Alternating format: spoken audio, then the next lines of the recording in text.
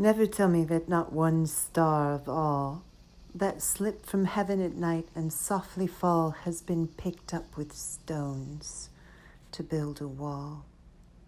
Some laborer found one faded and stone cold, and saving that its weight suggested gold, and tugged it from his first too certain hold. He noticed nothing in it to remark. He was not used to handling stars thrown dark and lifeless form and interrupted arc.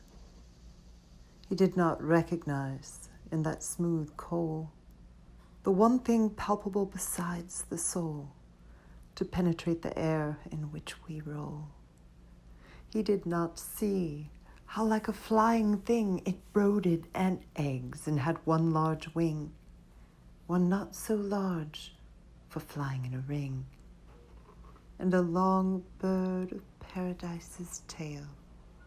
Though these were not in use to fly and trail, it drew back in its body like a snail, nor know that he might move it from the spot. The harm was done from having been star-shot. The very nature of the soil was hot, and burning to yield flowers instead of grain, flowers fanned and not put out by all the rain, poured on them by his prayers, prayed in vain. He moved it roughly with an iron bar.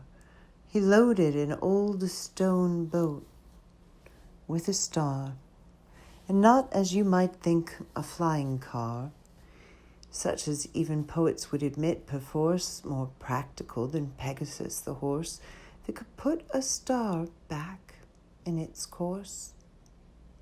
He dragged it through the plowed ground at a pace but faintly reminiscent of the race of jostling rock in interstellar space.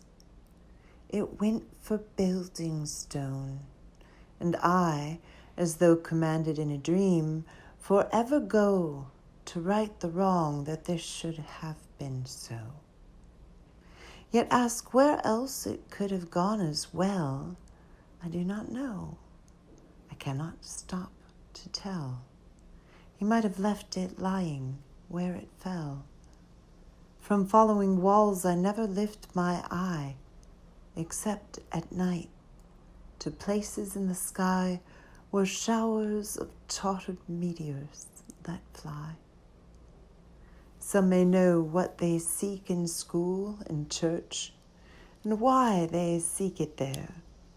For what I search, I must go measuring stone walls, perch on perch, sure that though not a star of death and birth, so not to be compared perhaps in worth to such resorts of life as Mars and Earth, though not, I say, a star of death and sin, it yet has poles and only needs a spin to show its worldly nature and begin to chafe and shuffle in my calloused palm and run off in strange tangents with my arm, as fish do with the line in first alarm. Such as it is, it promises the prize of what the one world complete in any size that I am like to compass, fool or wise.